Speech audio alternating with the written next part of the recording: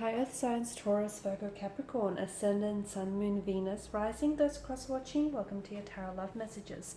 We're going to take a look at and see the one who broke your heart. So we'll see what exactly happened there. Do they feel any hurt or remorse? Do they regret saying or doing the things that they did? It is going to be a general reading, so please just keep that in mind. If you're after a personal tarot reading with myself, please feel free to reach out and inquire. I will list my email just below the video here in the show more section. So let's go ahead and take a look at what the cards reveal to us here.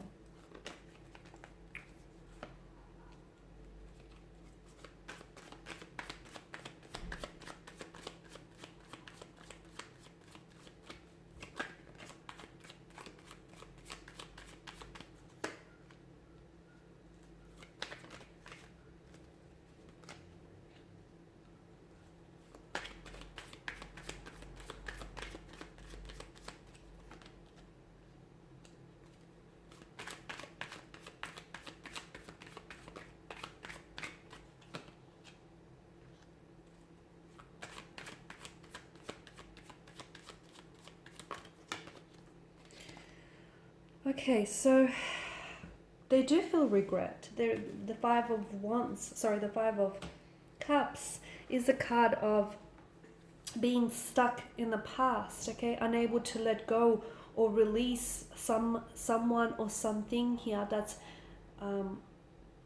didn't necessarily unfold the way that they wanted. So yes, there is a lot of hurt, a lot of regret, shame and guilt for them having said things that they've said or for having acted the way in which they've acted. They're still very much fixated and they're still very much stuck on you and what's happened here. Notice the posture, the slouch shoulders. They feel a sense of defeat. Maybe they feel like there's no coming back from this. Maybe they feel like they've broken your trust and there's no way to recover that. There's also an indication of a third-party situation. You've got the Three of Cups here, the Lovers card. There may have been a Lovers triangle, and if this person is someone who didn't end up choosing you in the end, then there's that regret. Maybe they felt like they didn't necessarily give your connection with them a proper go. Maybe they felt like they robbed themselves and you of an opportunity to explore things. Maybe they feel like it's an opportunity missed, it's an opportunity lost on them. Maybe they felt like they've made the wrong decision by not choosing you in the end, because there's a lot of regret and they're doing a lot of thinking and they're unable to move on. So clearly something has them stuck, especially emotionally here. A part of them or a part of you also, I feel like, romanticized the situation, romanticized what the two of you had. They may have put you on a pedestal and idolized you. So when we do that, we actually make out the person or the situation to be so much better than it actually is. And when you put someone on a pedestal, it is a long way down. So there is something, I feel like, this person may be someone who's a hopeless romantic, and maybe this is someone who, you know, looks at the world and looks at things with a pair of rose-colored glasses, and maybe they saw what they wanted to see rather than what actually was there. The Knight of Cups is also an idealist and someone who goes to extreme lengths to pursue love, okay? And I feel like with your person, somewhere along the line, they lost sight of what was real, and they maybe got caught up in a fantasy. Maybe the two of you started off really strong, okay? And maybe the two of you had a lot of visions and a lot of expectations for this connection, and they're still not able to release you because then they're still holding on to that fantasy narrative, those visions, those expectations that the two of you shared and that they've created in their mind. And you know, that's what's preventing them from moving forward. How can they release you when they haven't released all those expectations and that fantasy narrative that they keep telling themselves? This person may also have been emotionally unavailable as well, is what I'm seeing.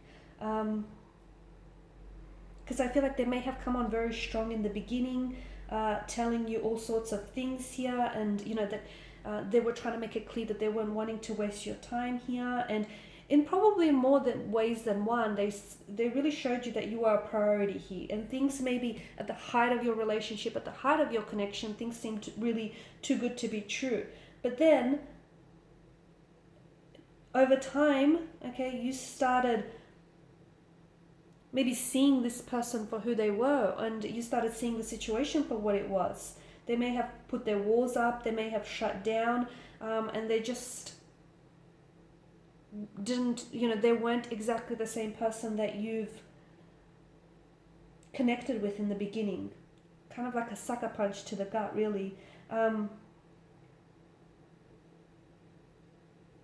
I don't know if this person took any accountability for the way things ended between the two of you, and I feel like they hurt you. Okay, the reason that they hurt you is because there's a lot of emotionally scattered energy on their part. Now, for some of you, they may have been a player, and maybe you were the one who was being, you were sort of there was some self-deception here, because maybe you were the one who was sort of deceiving yourself in thinking that you could change a player into a potential romantic prospect, right? Maybe you were the one who was being deceiving. Maybe you were the one who was looking at the situation and seeing it for what you want it to be rather than for what it really was here.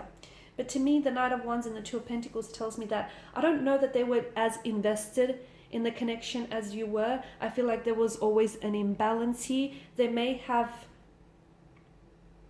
had strong feelings for you, but maybe the feelings that they had for you didn't outweigh the feelings that they had for this other person that they may have been in a relationship or connection with. Or maybe you were always more invested emotionally, and to sort of compensate, overcompensate for the lack of efforts, you were constantly overcommitting and overextending and over applying yourself in this relationship.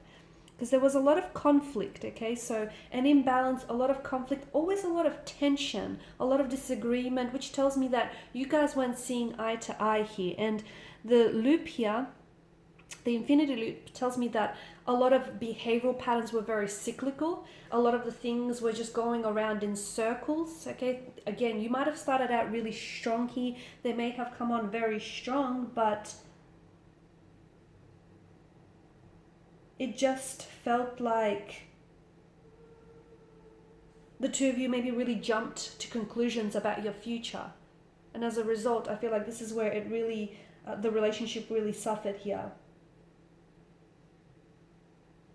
Okay, and I feel like they kind of disappointed themselves in the process as well, because of the decisions they made or the choices that they made, because there was a strong romantic energy, and there was quite an attraction. And look, for some of you, it may have been love. For others, it may have been infatuation. It may have been lust. But I just feel like they were juggling between two very different people, or the two of you were just juggling two very different relationships, okay? And it just felt like you weren't seeing eye to eye. Something didn't feel right as well. And some of you, I feel like maybe you wanted to try and fix this person, but trying to fix someone only chips away at your soul, okay? You have to worry about you, and you have to let them figure out them. You have to let them, figure themselves out whenever they're ready. But I feel like you've spent so much time trying to work on this relationship and trying to fix them that when the relationship didn't work out, maybe you felt like you were a failure.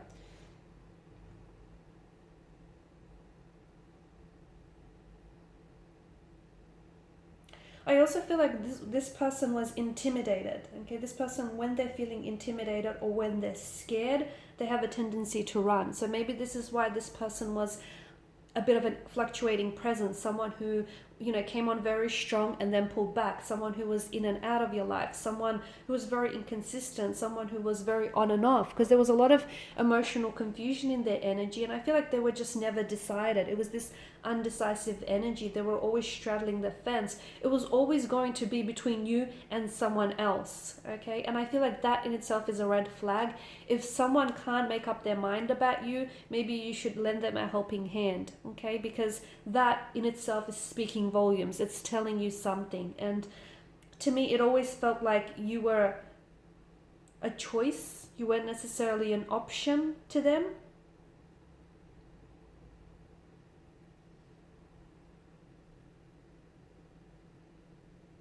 I feel like there's a lot of regret. There's a lot of regret. There's a lot of emotional disappointment in their energy here. There's a lot of anger from what I can see. I feel like this person is angry with themselves and the way that they've acted and the fact that they've hurt you. They still think about you. They think about what could have been. They think about the kind of life that the two of you had together, or they think about just how differently things could have panned out if they've made an entirely different choice. There's still an attraction. There's still something there between the two of you, okay? But to me, it just feels like they're sort of in the midst of trying to figure everything out, of trying to figure out themselves, of trying to figure out their emotions, of trying to figure out where they went wrong and where things went wrong here.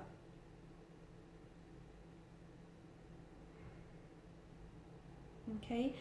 Being involved with someone who is emotionally unavailable can be very confusing. So to me, I feel like the fact that their actions here confused you is only a reflection of the fact that this person was on some level evasive, on some level reluctant, and even quite defensive about their feelings here. Okay, and notice that whenever you guys did have discussions about your emotions, that this person turned to hostility or anger here. Because what the two of you have had, maybe on some level, was built on a facade, and over time that facade came crumbling down, and you saw this person for who they are, and you saw the situation for what it is here. Also, emotionally unavailable people don't really have strong feelings or strong emotions here, because they don't feel safe to experience those feelings. They don't feel safe to talk about it. Emotional vulnerability is not their thing. But again, it's not your job to go around trying to fix anyone, okay? In fact, if anything, it'll probably increase the opposite of what that's meant to do here. Like deflection, avoidance, which is what I'm getting in this person's energy.